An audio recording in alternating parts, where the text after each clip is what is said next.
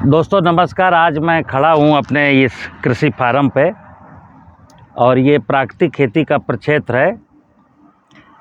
और आज मेरे साथ एक कुरुक्षेत्र के सज्जन हैं, श्री राकेश जी कुरुक्षेत्र से आए हैं, और आप धीरेन्द्र जी हैं फैजाबाद अयोध्या से आए हैं, और साथ में जो है अशोक सिंह जी हैं, वो एग्रीसेट के साइंटिस्ट हैं।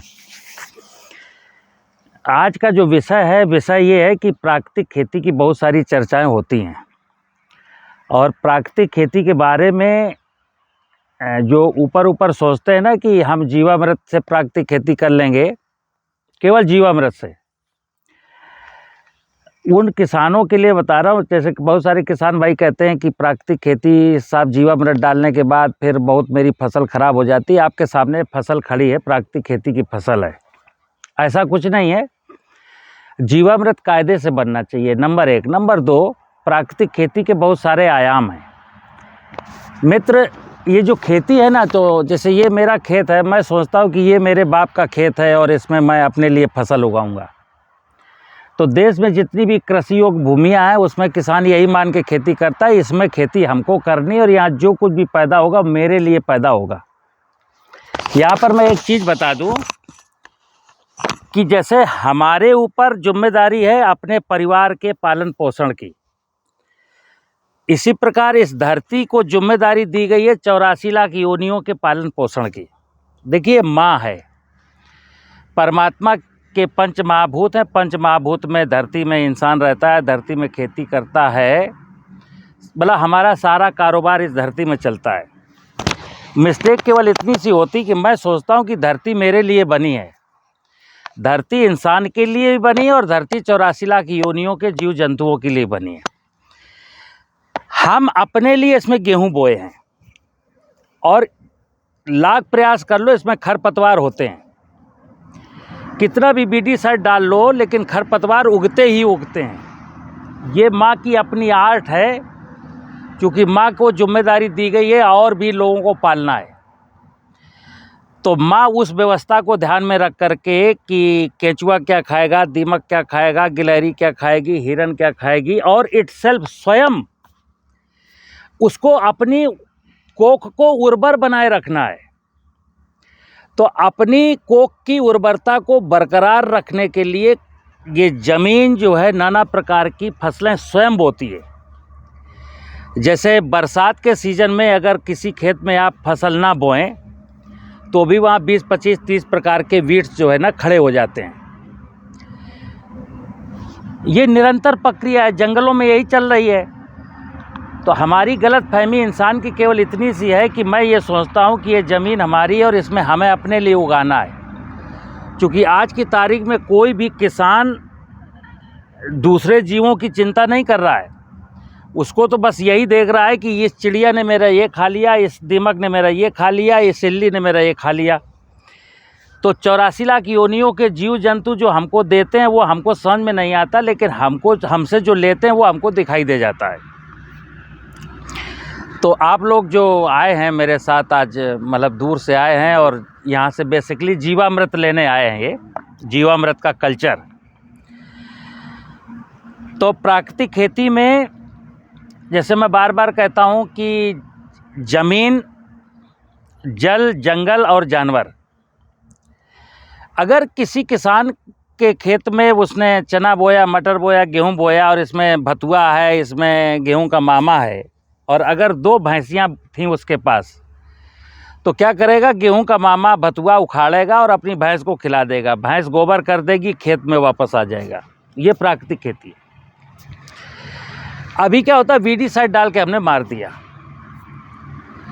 खेत की मेड़ खेत के चारों तरफ स्लोप के आधार पर बंद होनी चाहिए ताकि बारिश का पानी रुक सके। चूँकि देखिएगा पंच महाभूत का खेल है पूरा का पूरा। बारिश पानी का सारा स्रोत जो हमारी डिमांड है, चाहे ड्रिंकिंग वाटर की हो, चाहे फसलों की सिंचाई की हो, पानी की पूरी जो डिमांड है वो वर्षा पूरी करती है। और जब कभी कभी हम लोग कहते हैं समुद्र का पानी पीने लायक नहीं, लेकिन पूरा कारोबार समुद्र के पानी से ही चल रहा है। वहीं से पानी इवेपोरेट होता है, बादलों में इकट्ठा होता है, बरसता है। जब पानी बरसता है तो हम उसको बह जाने देते हैं। ऐसा करते करते क्या हुआ कि ग्राउंड वाटर लेवल कम हो गया। देश में बहुत सारे हिस्से हैं जहाँ 250, 300, 800 फुट पर वाटर लेवल पहुँच गया। तो खेत की मेड़ जब बनती है ना, बारिश का पानी जब खेत में रुकता है तब ज़मीन में पानी रिचार्ज होता है। तो पशुपालन हो गया, खेत की मेड़ हो गई। दूसरा है खेत की मेड़ पर पेड़, जैसे आप सामने देख रहे हो मैं बहुत सारे ढेर सारे पेड़ हैं। पेड़ होंगे तो पेड़ों की जब बायोडाइवर्सिटी की बात आती ना, जैसे आजकल इन्वायरमेंट, बायोडाइवर्सिटी, अब बायोडाइवर्सिटी में चिड़ियाँ हैं, तितली है, मधुमक्खी है, ये सारे जीव जंतु कब आएंगे? अगर पेड़ नहीं होंगे तो कैसे आएंगे? नवचर तो आएंगे नहीं, गिलहरी नहीं रहेगी। तो वृक्षारोपण करना, जब वृक्षारोपण की बात आएगी तो अपनी मर्जी के पेड़ नहीं लगाने। फिर वही बात आएगी जैसे कि हमने अपने लिए गेहूँ बोया, वैसे फिर हमने अपने लिए आम लगाया। अब यहाँ सोचना ये गिलहरी क्या खाएगी, पक्षी क्या खाएगा, तो उसके लिए भी नीम है, जामुन है, कटहल है, पाकड़ है, पीपल है, बरगद है, ऐसे पेड़। जब नाना प्रकार के पेड़ होंगे तब नाना प्रकार के पक्षी 365 दिन रहेंगे, और 365 दिन जिस खेत में पक्षी रहेंगे उसके खेत में अगर चना मटर बोया तो इल्ली नहीं लगेगी।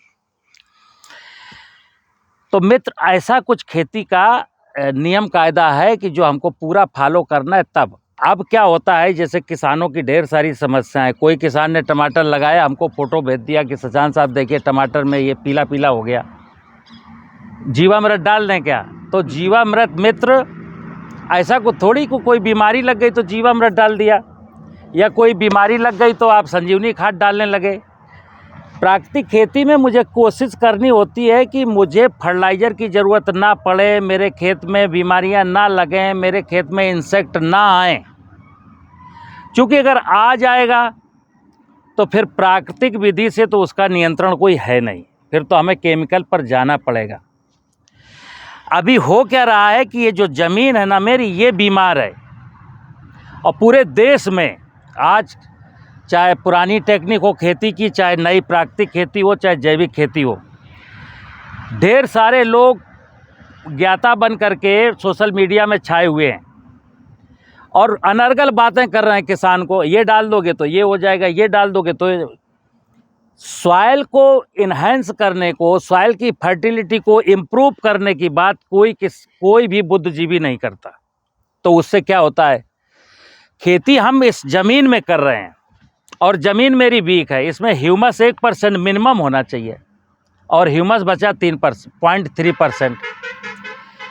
अब जिस ज़मीन में ह्यूमस 1% होना चाहिए वहाँ ह्यूमस बचा 0.3%। फिर मैंने बोया गेहूँ। अब हम कहते हैं हमें प्राकृतिक खेती करनी है और यूरिया, DAP, पोटास कुछ नहीं डालना है। तो तुम्हें किसी की औकात नहीं है कि DAP, पोटास नहीं डालोगे और गेहूँ पैदा हो जाएगा। तो हमें 2 साल, 3 साल, 4 साल, 5 साल का प्रयास करके हमको इस ज़मीन में ह्यूमस की मात्रा को 1% करना है। ऑब्जेक्ट ये है, क्योंकि ज़मीन जैसे ही स्वस्थ होती है, ज़मीन जैसे ही निरोगी होती है, ज़मीन जैसे ही संपन्न बनती है, फिर आप इसमें कुछ भी बो देना, गेहूँ बो दो, गन्ना बो दो, कपास बो दो, कुछ भी बो दो। धरती चूँकि माँ मेरी समृद्धशाली है तो ये अपने बच्चों को पाल लेगी और कोशिश करेगी इसमें कोई बीमारी भी ना लगे। तो जब फसल मेरी स्वस्थ है, यूरिया, DAP की ज़रूरत नहीं है और कोई बीमारी नहीं लगी, मैंने फंजीसाइड भी नहीं डाला, खेत की मेड़ पर पेड़ है, चिड़ियाँ थी, कोई इंसेक्ट भी नहीं लगा। अब इस तरीके का जो भोजन हमको मिलेगा ना, इंसान जब इस तरीके का भोजन खाएगा तो हेल्दी रहेगा, उसको डॉक्टर के पास नहीं जाना पड़ेगा। तो ज़मीन एक सोची समझी साजिश है। मैं तो खुल्लम खुल्ला कहता हूँ, ढेर सारे लोग यही चाहते हैं कि किसान की ज़मीन हेल्दी ना होने पाए। तो ऊपर ऊपर की बातें बहुत सारी होंगी, ज़मीन को हेल्दी बनाने की बातें बहुत कम लोग करते हैं। क्योंकि सब जानते हैं कि जैसे किसान की ज़मीन स्ट्रांग हो जाएगी, मजबूत हो जाएगी, तो सारे लोगों के कारोबार बंद हो जाएंगे। तो कहानी मित्र ये है, मैं अब अपने जो सज्जन आए हैं उनसे पूछता हूँ, कोई आपके प्रश्न हो तो ज़रा हमसे पूछ सकते हो। सर, हमारे यहाँ आम की बाग है। तेज बोलें ज़रा। हमारे यहाँ आम की बाग है, तो उसमें कीट पतंगों को कैसे रोका जाए? हमारी प्राकृतिक खेती हम करने जा रहे हैं, तो कीट पतंगे सब लग रहे हैं काफ़ी ज़्यादा, रोग आघात कैसे किया जाए? देखिए, आपने 10 साल, 15 साल, 12 साल पहले आम का बाग लगाया जी। अभी मैंने यहाँ बोला कि आपने केवल आम का बाग लगाया, मतलब आम का प्लांटेशन है तगड़ा सा। अभी मैंने एक चीज़ बोली कि अगर महुआ नहीं है, अगर जामुन नहीं है, अगर नीम नहीं है, अगर कटहल नहीं है, अगर पाकड़ नहीं है, अगर पीपल नहीं है, देखिए पेड़ों की भी एक बायोडाइवर्सिटी है, डिफरेंट टाइप की। जैसे खेती में कहते हैं ना मिक्स क्रॉपिंग, सह फसली खेती, कि गेहूं भी है, चना भी है, मटर भी है, सरसों भी है, और इसके साथ साथ इसमें 10-15 प्रकार के नीचे एरिया में वीड्स भी हैं। तो आजकल आंवले का, जैसे हार्टिकल्चर के लोग क्या बताते हैं कि 1 हेक्टेयर में 180 आंवले के पेड़ आ जाएंगे, एक आंवले से 1 कुंटल होगा तो फिर 3 लाख की आमदनी होगी। ऐसे बताया ये इम्पॉसिबल। सिंगल मोनोकल्चर कभी भी आपको सुकून नहीं देगा, आपको बर्बादी की ओर ले जाएगा। तो आपका जो आम का बाग है, तो एक तो जहाँ बाग है वहाँ बहुत सारे लोगों के बाग हैं, और एक उस इलाके का ट्रेंड बन जाता है। जैसे मलियाबाद में आम का बगीचा है, वही ट्रेंड है हमारे। तो भाई आम में ये भुनगा आएगा, आम में फुदका आएगा, आम में मिलीबग आएगा, आम में ये आएगा, तो उसके लिए ये दवा डालो, ये वो एडवांस में डलने लगती है। शुरू होते ही बहुत आते ही पड़ने लगता है। तो एक तो मैंने डिफरेंट टाइप के पेड़ नहीं लगा, इसलिए बायोडाइवर्सिटी वीक थी। अब जो भी बायोडाइवर्सिटी बन रही थी उसको मैं पेस्टिसाइड डाल डाल के ख़त्म कर रहा हूँ। तो वहाँ की जो इन्वायरमेंट बिगड़ गई ना, उसके कारण ये प्रॉब्लम दिन पर दिन, वर्ष दर वर्ष बढ़ेगी, कभी कम नहीं होगी। तो 2 चीज़ें हैं। नंबर 1 तो हमको जीवामृत, हर चूँकि सॉइल में भी आपने बहुत सारा पेस्टिसाइड डाला है, तो एक तो जीवामृत डालना है। सॉइल में मैंने बोला, जैसे सॉइल क्यों जिंदा है, सॉइल जिंदा है, जैसे मैंने बोला सॉइल में ह्यूमस कम है। अब इसमें आप 200 कुंटल, हमारे इस खेत में 200 कुंटल गोबर की सड़ी हुई सूखी हुई खाद डाल दो, या 200 कुंटल इसमें भूसा डाल दो ड्राई। फिर मैंने सोचा ह्यूमस बढ़ जाएगा। ह्यूमस, अगर इसमें बेनिफिशियल माइक्रोब्स नहीं होंगे तो वो पदार्थ ह्यूमस में कन्वर्ट नहीं होगा। तो पहला काम तो ये करना है कि आपको जो है आम के बागान में जीवामृत का प्रयोग करना ही करना है। दूसरा, अगर 2 पेड़ों की डंडियां छू रही हों आपस में, छू जा रही हैं, तो वो बीच में एक गैप बनाना पड़ेगा 1.5 मीटर का, कि उनकी ट्रूनिंग करनी पड़ेगी, उनको काट दो। देखिए धूप जरूरी है जमीन में। हाँ, सड़ गई हैं तो क्या होता है, जैसे आपने मिलीबिग के रोकने के लिए ग्रीस लगा दी, मोबियल लगा दिया, और कहीं से आपने वो देखा घरों में चींटी वो आ जाती है मिठाई में, तो पता चला चींटी, एक मिठाई को आपने पानी में रखा और वो कटोरा पानी में एक थाली से टच कर गया जहाँ पानी भरा था, तो चींटी उसी रास्ते से चढ़ गई। ऐसे ही आपने ढेर सारे पौधों में ग्रीस लगा के कुछ किया तो, लेकिन कहीं ना कहीं दूसरे पेड़ से एक हिस्सा टच था तो वो पूरे खेत में ऐसे फैल जाता है। तो एक तो उसकी छटिंग करनी है, मतलब गैप बनाना है, दूसरा उसमें जीवामृत डालना है, और वहाँ कई प्रकार के दूसरे पेड़ लगाने हैं। और कोई प्रश्न आपका भाई साहब? राकेश जी कोई प्रश्न हो? हैं? कीट पतंगों की वही चीज वही आप बता, मैंने फिर बोला वही सेम चीज है। देखिए कि ये जो कीट पतंगा है ना, आएगा, आते ही रहेगा, और फिर किसान क्या होता है, हमने बोला कि हमको खेती को, इस मातृभूमि को ठीक करने के लिए 2 साल 3 साल 4 साल का समय चाहिए। एक बार देखो बर्दाश्त तो करना पड़ेगा दर्द, एक बार थोड़ी सी पीड़ा बर्दाश्त करने की हिम्मत जुटाओ, उस पीड़ा का स्थायी समाधान मिल जाएगा। लेकिन अभी क्या होता है, एक कीड़ा आता है और बस हम परेशान होते हैं। जैसे कल एक मेरे पास बांदा से किसान आया, वो कह रहा साहब मैं जब खरीफ में ज्वार बोता हूँ तो चिड़ियाँ बहुत आती मेरे इलाके में। तो मैंने उससे पूछा कितनी चिड़ियाँ होंगी शुक्ला जी, तुम्हारे जितना ज़मीन है? बोला 3-4 एकड़ में हमारा ज्वार होता है। हमने कितनी चिड़ियाँ होंगी? बोला साहब 300-400 चिड़ियाँ आती हैं। हमने कहा अच्छा, एक चिड़िया कितना दाना खाती होगी? साहब बहुत खाती हैं। हमने कहा नहीं ऐसे नहीं, बहुत का मतलब क्या होता है? हमने कहा आप कितना अनाज खाते हो ड्राई फार्म में? तो बोला कि 200-250 ग्राम दाल और गेहूं मिला करके इतना होता होगा। हमने कहा चिड़िया का वजन तो कुल 200 ग्राम है, तो चिड़िया कितना खाती होगी? तो एक हिसाब लगाया गया, कई लोग बैठे थे कि चिड़िया कितने दाने खाएगी। तो बोले ज्वार के साहब अगर 20-25 दाने चिड़िया खा लेगी, 15 दाने, तो उसका पेट भर जाएगा। तो हमने कहा 15 दानों का वेट कितना होता है? तो निकल के आएगी 5 ग्राम। हमने कहा ठीक है, अगर 300 चिड़ियाँ हैं और 5 ग्राम दाना खाती हैं रोजाना, तो कितना हो गया? आए 1500 ग्राम। 450, 300 चिड़ियाँ हैं और 5 ग्राम खाती हैं, 15, 1.5 किलो। हमने कहा 1.5 किलो एक दिन में चिड़ियाँ खाती हैं। और ज्वार की फसल आपकी हार्वेस्टिंग में अभी 25 दिन है। आज चिड़िया आ गई, 25 दिन बाद ज्वार हार्वेस्ट होगी। तो 1.5 किलो और गुणा 25 करो, तो हमने कहा 40 किलो। 3 एकड़ में ज्वार कितनी होती? बोला साहब 17-18 कुंटल हो जाती है। तो हमने कहा 17 कुंटल में अगर 40 किलो चिड़ियाँ खा गईं तो तुमको क्या परेशानी है? नंबर 1। दूसरा, हमने कहा उन चिड़ियों ने जो आपके खेत को दिया है उसका आकलन है। उन चिड़ियों ने पहले जब ज्वार छोटी थी तब कितने प्रकार के इंसेक्ट को चिड़ियों ने खाया, उसका आकलन कर सकते हैं आप? तो फिर उसने हाथ जोड़ लिए, बोले साहब आप बहुत सही कर रहे हो, ये तो साला हमको सब ऐसे ही बरगला देते हैं लोग कि चिड़िया लग रही है, पटाखा छुटाओ, बंदूक की गोली छुटाओ, वहाँ ड्रम बजाओ, है ना, रखाओ जा कर के। तो हमने एक ही चीज़ कही, हमारे बुजुर्ग कहते थे राम की चिड़ैया राम का खेत, खाओ चिड़ैया भर भर पेट।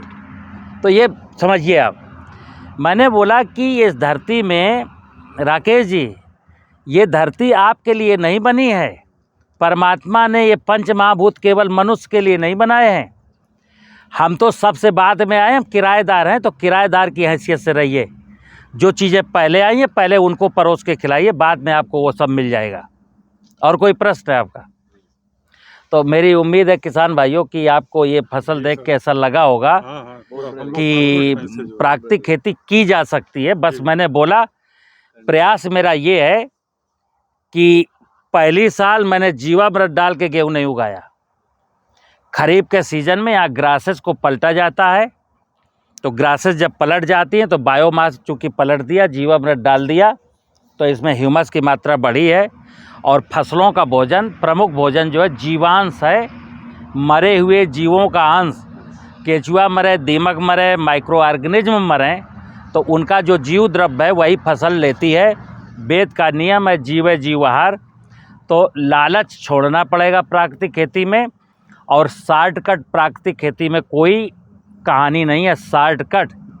जाते जाते एक किसान भाइयों को और संदेश दे दूं कि आज जो एग्रीकल्चर का सिनेरियो है, जो प्रॉब्लम गांव की किसान की हैं, उनकी वजह सिर्फ 2 हैं। वो 2 वजह ये हैं कि गांव के किसान का लड़का जब पढ़ गया तो उसने पाला बदल लिया। सरकारी सिस्टम में, कारपोरेट सेक्टर में जा कर के और किसान के साथ ही ठगी करने लगा। नंबर 1, किसान का लड़का किसान का हमदर्द नहीं हो पाया। दूसरा, किसान जिस खेत में खेती करता है, किसान अपनी मातृभूमि के साथ वफादारी नहीं निभा पाया। किसान का लड़का किसान को लूट रहा है और किसान अपनी ज़मीन को लूट रहा है। अगर 2 चीज़ें किसी को समझ में आ जाएं तो फिर यहाँ बिल्कुल अमन चैन का वातावरण है। नमस्कार। एक प्रश्न हमारा और है, जैसे बंद कर। आम के पेड़ की सिंचाई